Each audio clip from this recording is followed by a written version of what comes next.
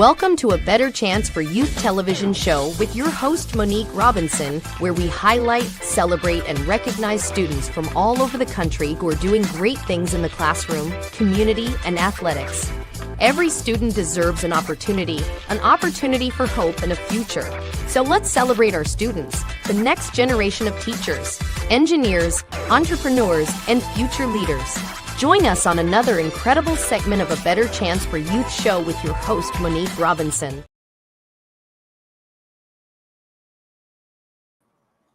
Hey, everybody, how are you? And I hope you're having a wonderful Black History Month, African American history, however you categorize it. I hope you're learning something different.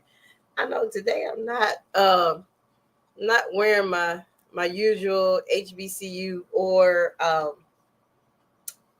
Black History stuff because I figured I have it on the sign behind me. So before we get started, I always do something different. Yesterday, I had the pleasure of spending time at one of my favorite places, which is the Carver Branch Library. And they had the most amazing exhibit and speakers talking about African Americans in agriculture and also the Black Cowboys, which is a good exhibit that's going on at the Whitty Museum if you're in San Antonio. But I did on all our pages, including our newsletter, I gave y'all the cheat sheet that one of the speakers gave. So check that out if you have a chance. Now, another thing I want to tell you about is we have our health fair, which is truly about to be a blessing on the east side of San Antonio because we are still accepting vendors and some people are just sending me emails. So we are taking vendors up to the last minute. We're looking for health providers, doctors, nurses that can give some in-kind services, some screenings, even if you are a health service. Maybe we might find somebody that can do a chair massage or something like that. But, it is at the library, so keep it friendly. Now, today, guys, I have a special treat. Since it's February and, I've been speaking with people that are not really from my past, but people that actually know me. So Black History Month, you are going to talk to people with me that actually know me personally. So today I have the pleasure of, oh my God, I don't want to age myself because in my mind, I'm still young, 50 in 2 years, but I'm still young. But I have an amazing guest coming on today. She I think she was, I don't know. When I bring her on, I'm going to ask her this question. So let's welcome to A Better Chance television, Miss Ashley. Hey, Ashley, I got to ask you. Was you Corinthians' first drummer? First female drummer? Yeah, definitely the first female drummer. For sure the first female drummer. Yeah. Chad, I was tearing them skins up at 13. I was like, wait a minute. Thought I was. Hey, you was I don't know if any other girl that played. And wow. I think, you know what, my grandmother told me I was because my grandmother, she always loved that because she fought to get women to be able to wear pants at Corinthian. Oh, wow. Or maybe it was the Nurses Guild. They were only allowed to wear skirts. And my grandmother fought. And oh my God. Now the Nurses Guild now wears the white pants because, that's what she wore at work. That's what she had. And so she said, it's in you. It's just in you. I said, okay, I'll take it. That is hilarious. I'm sorry, y'all. We so unscripted today. I didn't even let Ashley tell us who she is, where she's at, what's going on. Because it was bothering me. All good, because this is two old friends just talking. So sorry, y'all listening in on a FaceTime, a long overdue FaceTime call. Yes. I'm Ashley Oniya. I am originally from Los Angeles, California, and then grew up for a majority of my life in Dayton, Ohio. And now I live in Playa del Carmen, Mexico. Part-time. I'm not a resident yet. But I did hear about some visa changes and the president's kind of cracking down on tourism and stuff. So that's going to change here soon. Um, but I love it here. I'm enjoying life, and I'm excited about this conversation. Happy to meet everybody. Oh wow, I'm kind of jealous. Like you, it's kind of pretty. You look out your window, you see pretty. I just see grass. Nothing Yeah, but grass. I'm gonna let the blinds do the blind thing. I won't even tempt you. Okay, that's fine. It's That's it's, it's all right out there right now. I ain't even like gonna front. what? That is so like cool. So you live in both places. You like I live here and I Yeah. live. Wow. Yep. Very Libra of me. I'm told I'm a Libra, and apparently it is not uncommon for Libras to have more than one address. So, Okay. yeah, guilty as Hey, charged. if you can, you can. So guys, look, I'm be honest. I have known Ashley. Like I think I met her. She was. Oh goodness, she was in grammar school. I was like 12 or 13. Yeah, I was a In baby. grammar school, and Yep. so I told y'all February I'm bringing on friends, old teachers, old classmates, even some of the students that taught me. I just pray that they don't, I don't want to get in trouble because I was that teacher, so I don't want to get in trouble. But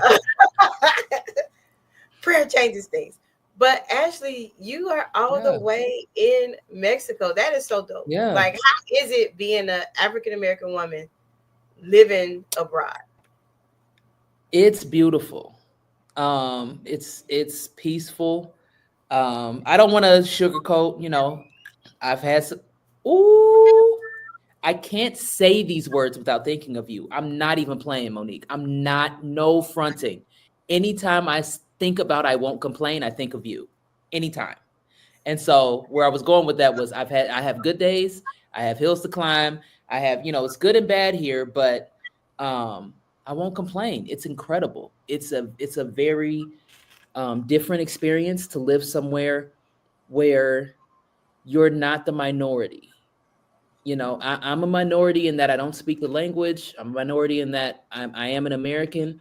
But, when it really comes to the people who are of this land, they embrace us and respect us as brothers and sisters, Black people, Wow. Black Americans, Black Brits, Africans. The Black diaspora that is here is embraced by the locals, and we share cultures. I mean, I've been to drum circles where we've got African drums and Mayan drums going, and I mean, it's a beautiful community of like-minded individuals. So, and it's doable and it's cheap. So I'm having a good time. That's really cool. And I know that is like up your alley. You should go live when you do a drum circle. I think that's so cool. Yeah, I think I'll do that next time. Next time they hold one. Oh wow. Because So I want people to experience that too. It's wow. powerful. So you don't do the music at all anymore? I DJ so I learned how to DJ when I moved down here. Yeah. So, and What? here's the story behind that. Yeah. So, and y'all, Monique knows me as the drummer of the church. I was little, she watched me struggle and trying to keep up and trying to figure out the beat and whatnot. So I did that all throughout most of my life. I stopped drumming maybe in like 2016. Stopped drumming consistently. I Okay. was the last place I was at Revival Center. I was their drummer, and three services a Sunday and Wednesdays, and I mean I've played at the biggest of places and everything. Yeah, it was a lot. So it wore me out, and I was just like, all right, I'm a rest, and rest just turned into I'm doing other stuff. Moved down here, and my neighbor at the time, little Filipino lady from Canada, right? Little 50-something-year-old Filipino lady that doesn't look a day over 25. But she's a little old Filipino lady. Not old, but, societally, whatever. Unassuming. Best DJ I've ever heard in my life. Best DJ Blessed out of Toronto is one of the best DJs I've ever heard in my life. She lives in Brooklyn now. She's married, and they'll be moving back down here after she can, fly back and forth with her papers and stuff. But she's incredible, to the point where it was one New Year's. We were at her party, and she was DJing this rooftop party for New Year's. It was like there was 4 different rooftop parties that year under the same like business that was, they were just spread out. Everybody was at this one party, and we decided to leave like maybe a little after 12 or something. Get downstairs, and nobody else is playing music. She's DJing the entire block. Wow. And this is like Ocean Drive. Like this is, it's the busiest bars. This is Mexico. And as we walking home, we still hearing the music, and she's spinning, and hit after hit after hit. We turned right back around and went right back to that party. It's the first time I ever went back to the party. And it was solely based on music. So it get like that. I mean, every now and then, music will drop me in, because I'm not a clubber. Like I don't. Yeah. Probably because I had older siblings, and allegedly I would go places with. Allegedly. I did club, man. When I was in college, I was so ministry and church, and I didn't club. So that's my handicap now, is like really learning a club flow. But I had her teach me. She told me what board to get, and she gave me my lessons, and then showed me what little YouTube stuff to do. And threw a party at the rooftop of the place we lived, pushed me out there, made me DJ it, and I've been going. It's been 2 years, and I love it. I love it. I've always wanted to learn how to DJ. So I'm not. That's all I'm doing now. You still doing music? Honestly, our listening audience don't even know that I have. No, let me take that back. They know in college, they know that I was a soloist for the Wilberforce University Choir. But when it comes to actually singing, they know. Somebody make her sing "I Won't Complain" one day. Just be seated. Make sure you're already seated in a safe place where you can fall out your chair. Oh, God. Or force it one day. It's worth it. Oh, my gosh. Are you kidding me? But I do I'm not, man. Every time I go home, because it's been established. Let me say it that way. Reverend Henderson, it's been established that anytime I come home, I have to sing. Yeah, you gonna sing. Yeah, that if I was at Corinthian and saw you at Corinthian and you didn't get up in that second pulpit and sing, that wouldn't make any sense to me. That life wouldn't make any sense to me. So, yeah. The second pulpit. Oh my God. Dead. You know which one I'm talking about. That's why I started laughing. I mean, last time I was there, I don't know. Like, you know what? After this commercial break, I'm gonna tell you what happened last time I was there. Okay. Okay. Are you interested in attending an historically Black college or university? Hello, my name is Robert Mason. I'm president and founder of the Common Black College application. Our application allows students to apply to over 50 historically Black colleges and universities at the same time for only $20. HBCU graduates have been some of the most renowned individuals in their respective fields since the late 1800s. In addition to that, our faculty and staff are truly committed to your success, and they have a vested interest in seeing that you do well. That, coupled with the academic rigor and the fact that you will establish lifelong relationships, are just some of the many benefits of your attending an historically Black college or university. So if you're interested in completing the Common Black College app, visit our website at commonblackcollegeapp.com to apply now. Thank you, and get educated. Welcome back. Okay, so I promised Ashley this story. She probably gonna crack up laughing. Now, guys, if you don't know, I love the church we grew up in. I really do. Yes. You gotta have a sense of humor, Christians. I'm so ready for this story. You gotta have a sense. I love Corinth. It holds such a place in my heart. I love that place. I do. God. Like I even love the people there. You know. I love it. But so the church that I've been going to since I've been away from Corinthian is a little Pentecostal. You know, it's Baptist. I guess I say it that way. Mm-hmm. It doesn't work. You're back to custodic. There you go. Yeah, you know, like Mm-hmm. non-denominational, but everybody get up and you know they do their thing. So Yeah. A couple hickamachis and right. I go to Corinthian, and you know, Reverend Henderson, he get on the thing because I think that's when my degree was first conferred. I think my degree was first conferred that December. So that next, I think Easter or something like that. That's when I had went home, and so I get there and you know. I always sing, and I don't even know what I was singing that day, but I guess I was just dealing with life, and life was life in itself.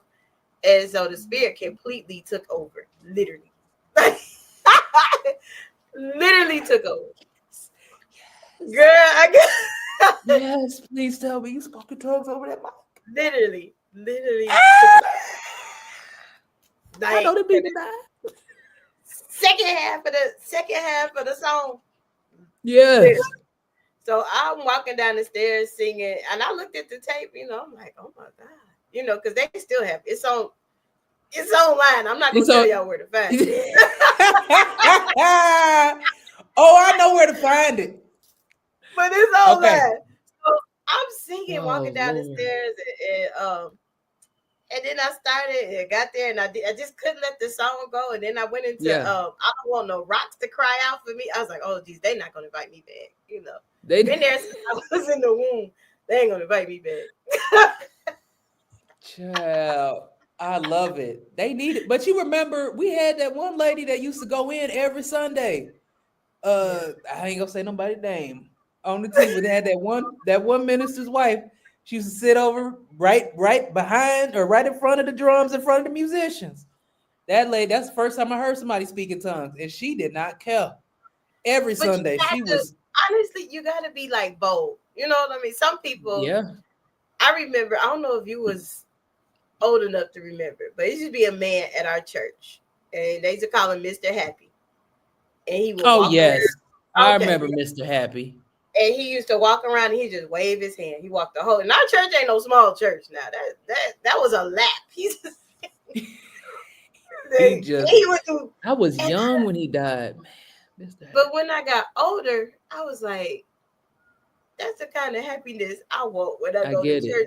And I said, well, maybe I accomplished it because I'm telling Ashley, it was, And Can you imagine that though? If now that I'm grown, now that we grown and thinking about it, for him to be a black man in that city and to feel free enough to be in a place where he could just walk around and wave, express that way. Man, that's powerful.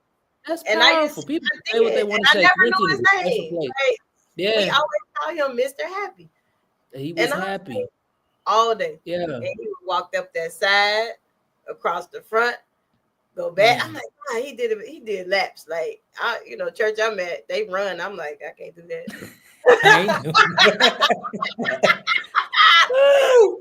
I ain't about to run. I stay here and shout and cry. But so that's like the kind of a piece that I feel bad that I didn't appreciate when I was younger, and now I'm older. I'm like, that's what it was about. So that Sunday, I guess I had my Mr. Happy moment because. and that's what I love about Corinthian though. You'll be back, and they don't care.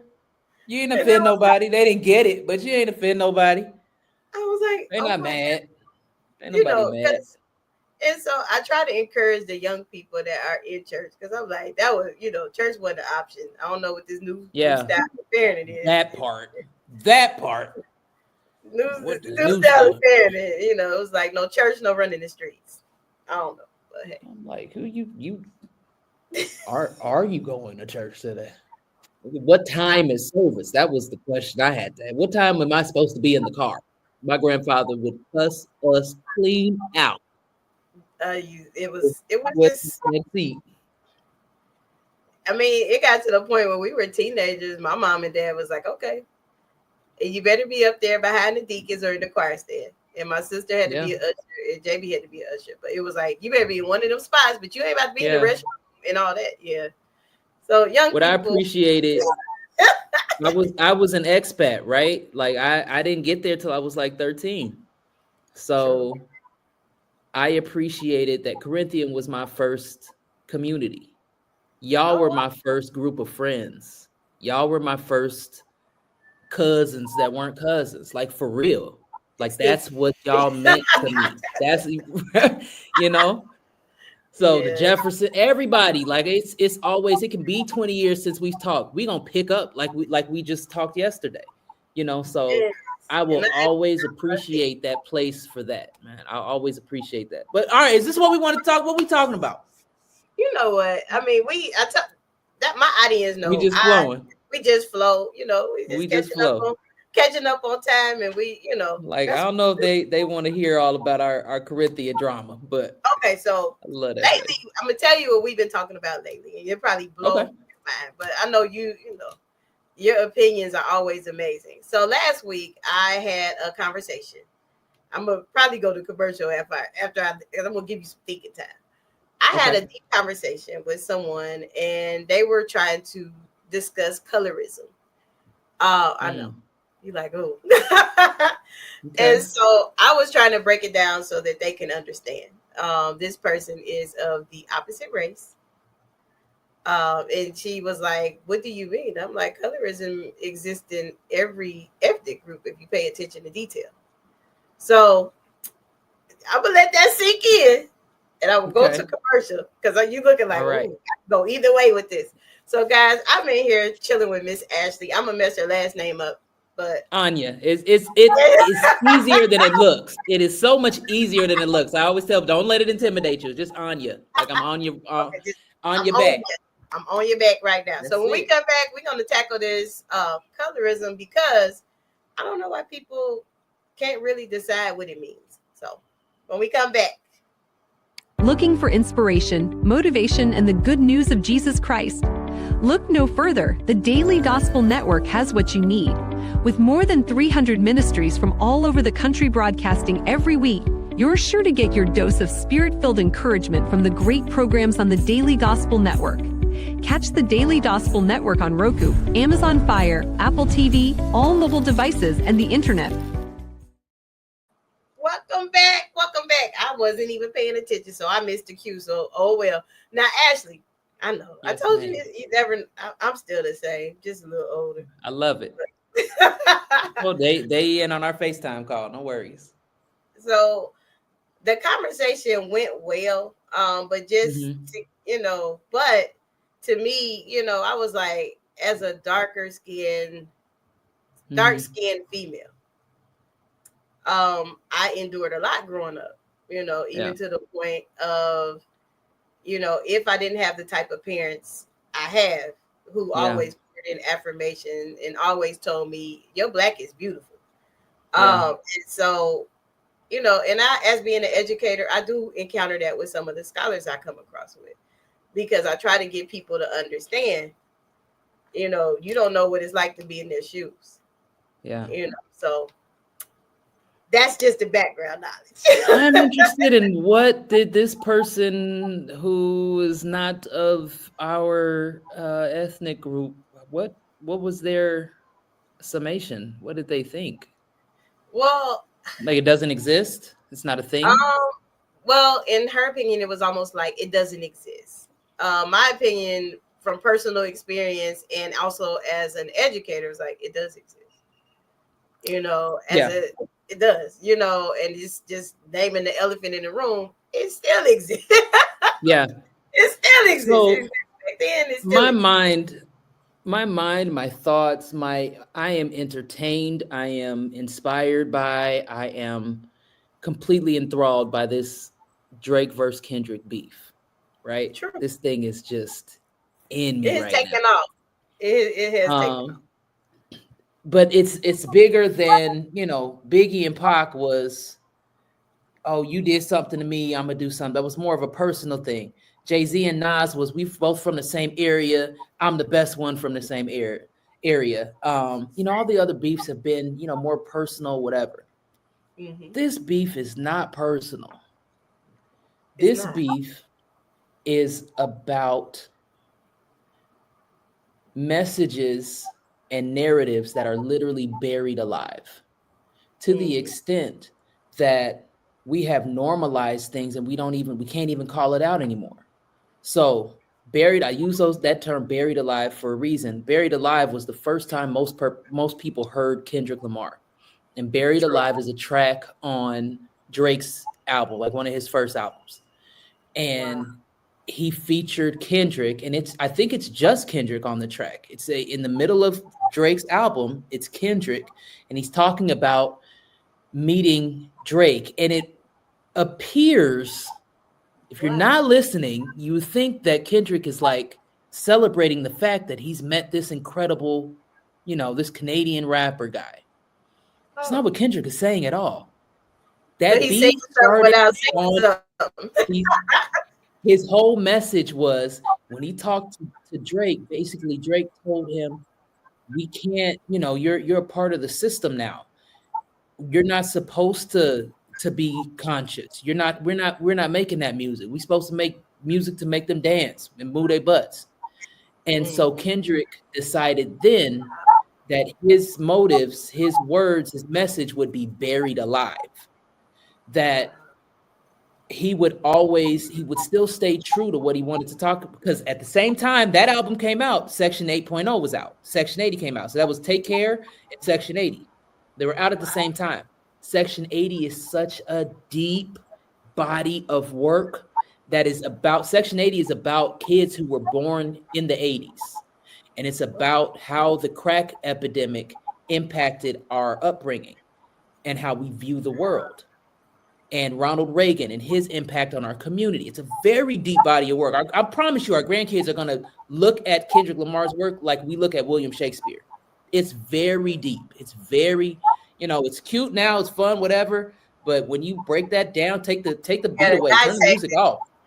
Turn the music off, dissect, just take the lyrics.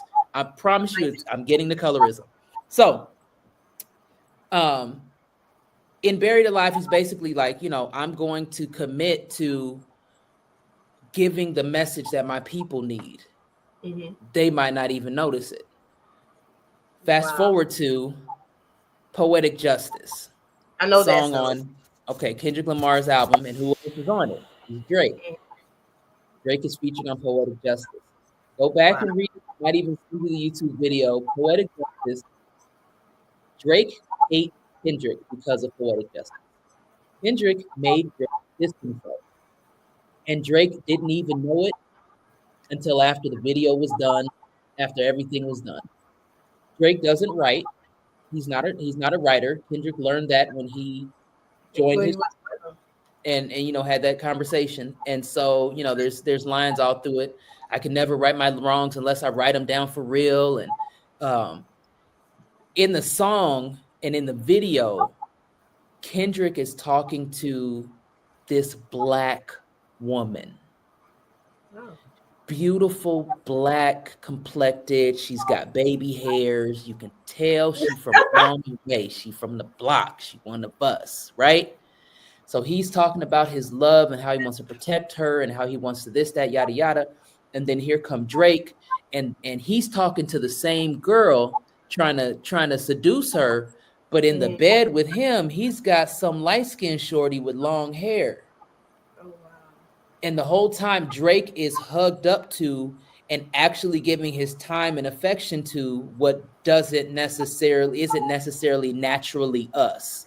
He's been saying they not like us for decades. Forever. Kendrick has been saying it forever. He just now has to say it because we don't dissect nothing no more. But so the message there, and the whole message in the beef is like, white America has decided what is safe for so long. White America has created what is normal to the extent that somebody like her can say that something as obvious as colorism doesn't exist, when the fact that Drake and Kendrick Lamar came out at the same time, but Drake is the one that got the machine behind him and is pushing him. To me, it's the embodiment of this battle that we have. He's one of them. He's the light-skinned pretty boy that they can trust, So they put all the money behind them. They bought them the best writers. They bought them the best producers. They gave them any and everything they wanted to push a message that does not speak truth to power. Wow. And all the little black boys and little black girls are kind of left out of the conversation. Makes sense. And it's so I feel like Kendrick's whole point has been to, I can't say fix, or to like platform that which hasn't been platformed. And it normally doesn't look like you and me. It normally doesn't. Wow. To the extent that our experience is so erased, people who aren't us don't even know that that's our experience. That's so yes, true. colorism is a real thing. And the reason why people don't think it is because you won't hear my black behind. Hey, I did it. You won't platform my struggles. You won't platform. You want the cute stuff, the safe stuff, the bone straight 40-inch Malaysian, whatever with the BBL and all that stuff. Nah, there's real people out here living real lives, and we deserve a chance to be heard. That's true. And so, yeah, I think that's the only thing I could think of when you said that. I was like, yeah, of course the white woman wouldn't think it's colorism. They don't hear us at all. We're not platforming. And because the type of things that I involve myself in, I have a rainbow of people that I be around. However, they know Monique now and not what Monique went through to get to where she is. Yeah. Yeah. I mean, when you growing up and the lyrics are, I like them thick, long hair, red bone. Yeah. And so thank God for Kendrick, who's like, show me something natural, like Afro Rose and stretch marks. Something that like platform something different. Yeah. And it's not even different. It's we're the majority. Most of us look like us. If I go to the club, most of us look like us. It's true. The mothers of these men look like us. But the system wants to platform that which is, safe, that which they deem is better than. And they've done it to us since, the days of slavery, when, based on your skin color, whether or not you can come inside and work, whether or not I was a cook or a butcher, is determined by the hue of my color, my skin. That's crazy. It's crazy, but I really hate that a lot of our people, even our peers, aren't woke. Yeah. They're not woke. You have sleep. You better wake up and pay attention, because honestly, a lot of people, since you brought up Kendrick and Drake, a lot of people didn't get the Super Bowl performance. No. And I was highly upset. That was the worst performance ever. I was like, did you pay attention to what was going on? A lot of people didn't get the beef. That's what scares me. I'm like, a lot of y'all don't. I can't. And I don't hate Drake is, to me, I feel bad for Drake because he's been a tool. Mm-hmm. He's a personification of an idea that you can wear blackness as a commodity and make money off of it. Don't speak truth to power. Don't do anything to change it. Change its position, change those people's position or whatnot. That's the message of the beef. And so how we've missed that into like, but Drake isn't done, his career isn't over. No, his career probably isn't over, but hopefully the careers of, or the idea that a music label can create another Drake. Hopefully that's dead. Yeah, that's the point. It's another pawn or a front person. Yeah, hopefully we can wake up as a community and see that our culture is losing its value. It's losing its potency. It is. And it's a lot of people feel like they've arrived once you get to a certain point, and they forget totally about, one, where they came from, two, even reaching back and teaching their kids basic Black history. You know, Another nod to Corinthian. I tell people all the time, I don't know how people, if you're not in church, if you're not raising your kids in church, I don't know how you're teaching them history, Black history, unless you are unless you know it and you are very intentional in doing it. I learned 90% of what I know about my people there in that daggone basement. I learned it, or in the vestibule at Sunday school, Deacon Freeman. You know, like it was such a rich education. You could not pay for that. That's true. That taught me who I am. That was a part of me knowing who I am, who my people are, and so I quickly reject stereotypes and anything that doesn't fit what I was literally shown. I mean, we went to church with Black excellence, and we're given Black excellence every week. Most of the lawyers, judges, and politicians, and it's for granted. Politics. Yeah, I took it for granted. You know, when Lovelace or whoever would run and he'd have such and such speak and this politician speak, man, I used to roll my eyes. I'm like, I would say, you know, when I went to college, when I grew up, I left. I did. I went to a different church because I wanted a little bit more of a different experience. Same. As a grown adult, if I had children to raise in Dayton, Ohio today, I would be a member of Corinthian Baptist Church. It just made it easier. Just you go get that education. That's one man, that education is priceless.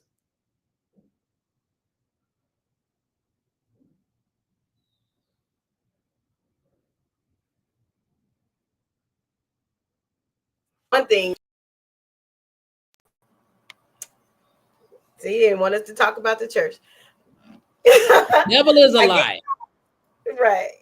I give Mr. Toes his flowers and nobody really understands. Mr. Toes is the reason why I was able to go to college and still sing. Yeah. Mr. Toes was like, you will not be in gospel chorale unless you in select choir.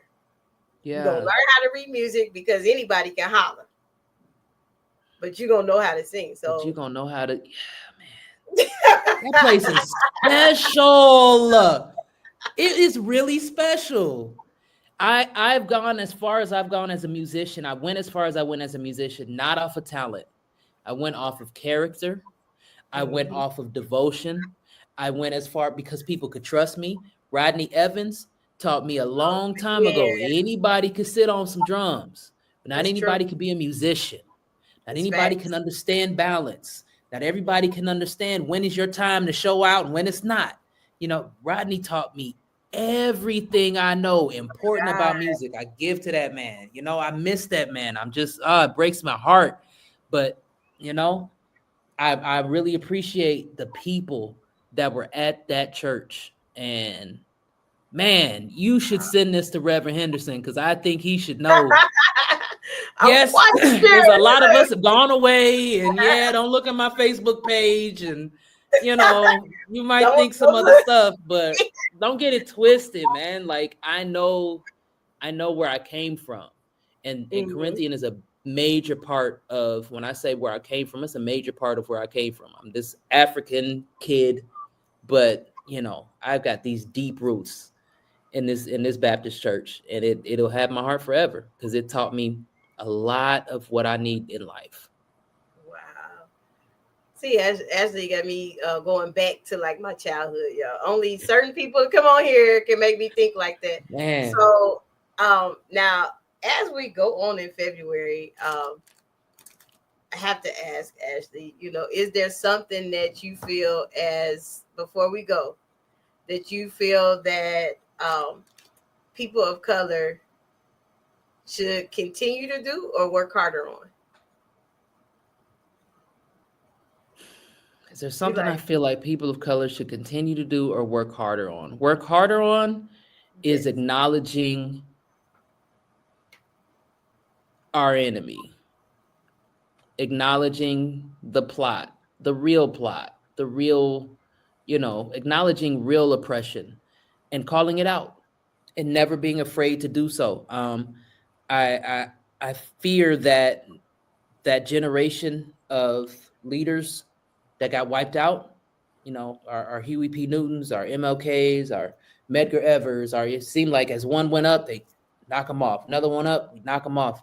And so it's almost as though we don't have many, it feels like we don't have those same type of examples for leadership, like Hakeem Jeffries or something, getting up and just kind of conceding the government to a fascist, dictator or whatever.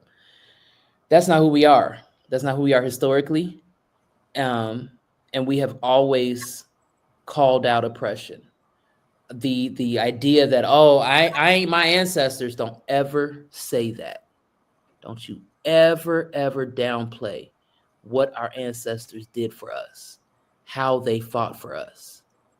I hate it when people say, don't get it twisted, I ain't my ancestors. No, baby. You are your ancestors. You're not your ancestors because even they wouldn't put up with some of this stuff. But the way that they fought for us, the stuff that they had to fight through, don't ever say that.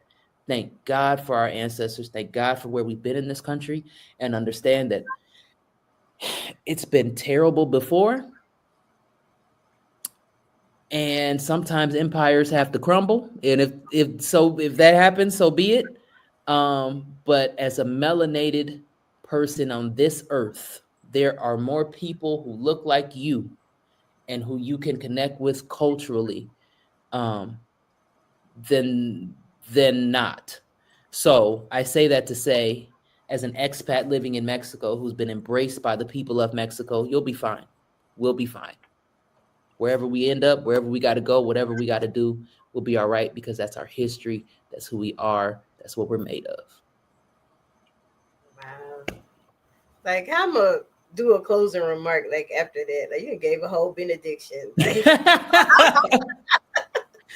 but thank you. Yeah. Now unto him.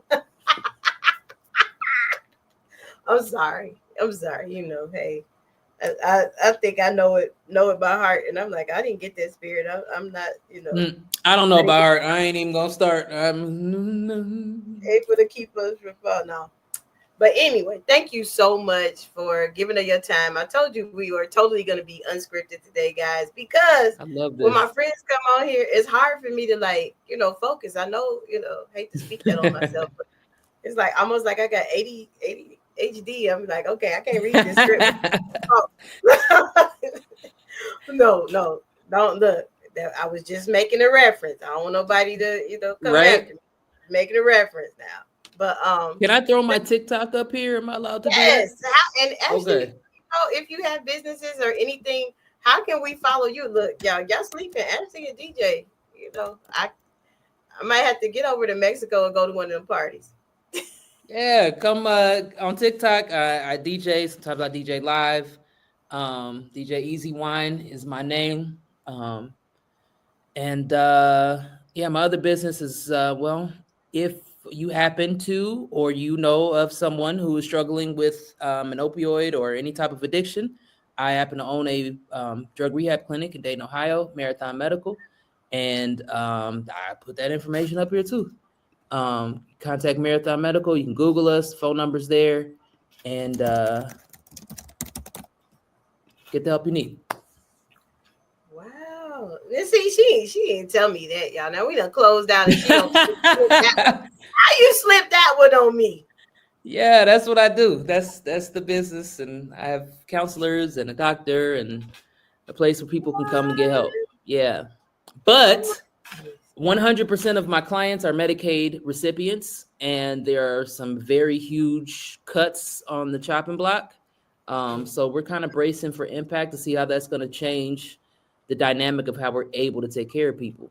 So y'all be in prayer about that some Republicans, just have a heart for people, man. It's not fair. Yeah, that's amazing work. One of my first jobs when I graduated from Wilberforce, was it the first? Yeah. Was at Daymont West. I don't know if you remember. Okay. That. Yeah. That was right before I went into a job before I went into education because I was fighting Wow. it. I was like, I don't want to be no teacher. My parents are teachers. Who likes that? See, and I left education and came here. 25 years later, I'm in Look education. I'm at you. not in the classroom, but I'm still. Your mama's girl. Shout out to Mom and Pop Davis. Lord Jesus, don't you make her day. My name got called. Nah, just playing. So thank you guys. Love you, saw raw. All right. There you go with her. Now see, she gonna be on. She gonna really freak out that. Right. Thank you so much again for giving us your time and telling us Anytime, about your sis. businesses. If you're catching the replay when we do air it, the uncut version, please like, share, follow Ashley. She doing big things, DJing and mental health center. When I grow up, I'm gonna be like her. But the ADHD, honey. It's the ADHD. 30 years of untreated ADHD does miracles. Hey, that's a whole nother episode. Okay, it's a whole nother talk. My mama cured that real fast. So, Shoot. she had me thinking I was taking stuff and I wasn't even taking it. My mom, dad, they they're the best educators in the world. I love them to life. I ain't gonna say to death. I love them to life. I love them, man. But so yeah, they do that. And like I said, I talk to them every day, sometimes 4 or 5 times a day. Sometimes I just be like, what you doing? She be like, get off my phone.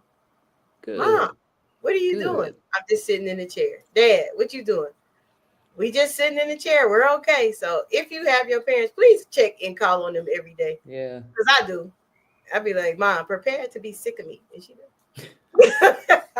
She'll never be. If you're in this area, check out our health fair on April 13th at Carver Branch Library.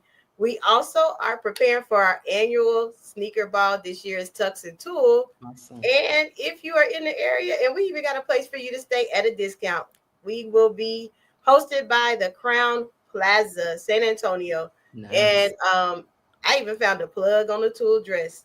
Check out our newsletter for that. All right. So thank you again, Miss Ashley. Yeah, Monique, I'm so proud of you. Thank you so much. Thank you. You are incredible. You've always been an inspiration. I've always looked up to you. Oh my God. Ensure that I'm watching or I see the episode where you let these people know what these vocal cords can do, okay? Oh Lord. Y'all, she done called me out. She done got me. As you want me to sing an episode, I might shock some people one day because some people really don't know. Like I haven't sung. I'm telling y'all, man. She grab that mic and say, "If it was a funeral and Monique is available, huh?" Okay. I used to say, if you sing, I won't complain at my funeral. I might get up. I might get up. It might work. I might get. You just try it. I might get up. Okay. But it's got to be you. I'm gonna record it and send it to you. You out of here. See now you got people. They're gonna be questioning. What she sing? A little bit. I'm a DJ. I got the ear. I know what I'm talking about. See, she came. So I'm proud of you, sis, and thank you for your work for getting these kids to school, to and through school. I used to run Upper Bound at Central State. We hadn't talked about that either. Yeah, I was doing trio at Central State University. So thank you so much for your work because I know your work is thankless and it's hard and it's grueling, but it's necessary. Thank you. Yeah, I enjoy it. I like to, I cry like I'm their mama when they graduate from college. Yeah. It is what it is. You should. So it's been fun, but we got to run. And thank you so much, Ashley. I appreciate you. Let me know how I can support. And then, you know what? Ashley got a talented family, but we're going to talk about that. I'm going to see if we get them all on here one day together. We might get in trouble for real. Squad. Oh, yeah. Yeah, I can't be responsible for what happens when all 4 of us are on. That's out of my hands. It's above me. Thank you so much, sis. You are welcome. So again, thank you for watching. Like, share, comment. Check out Ashley's Instagram, all her social platforms. You on TikTok too? That's the TikTok. That's the Okay. Instagram and the TikTok. Okay. See, now I'm about to stalk her page. Yep. Allegedly. All right. Till next time. This is your wonderful host, Miss Mo, Dr. Mo, whatever category you feel like calling that day. But just make sure you're respectful and call me one of my real names. Period. Oh, Have a good period. one. For inspiration, motivation, and the good news of Jesus Christ. Look no further. The Daily Gospel Network has what you need.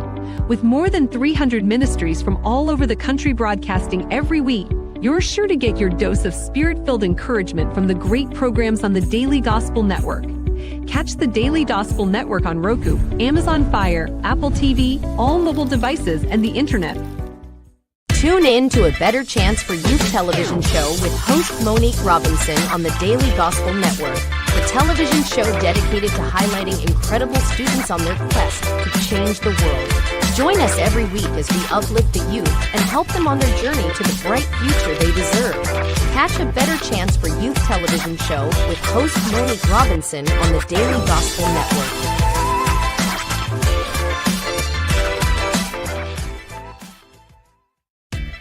Thanks for watching A Better Chance for Youth television show with your host Monique Robinson, the television show where we highlight incredible students in their quest to change the world. Join us each and every week as we uplift our youth and help them on their journey to the bright future they deserve. So until next time, God bless. From your friends on A Better Chance for Youth television show with your host Monique Robinson.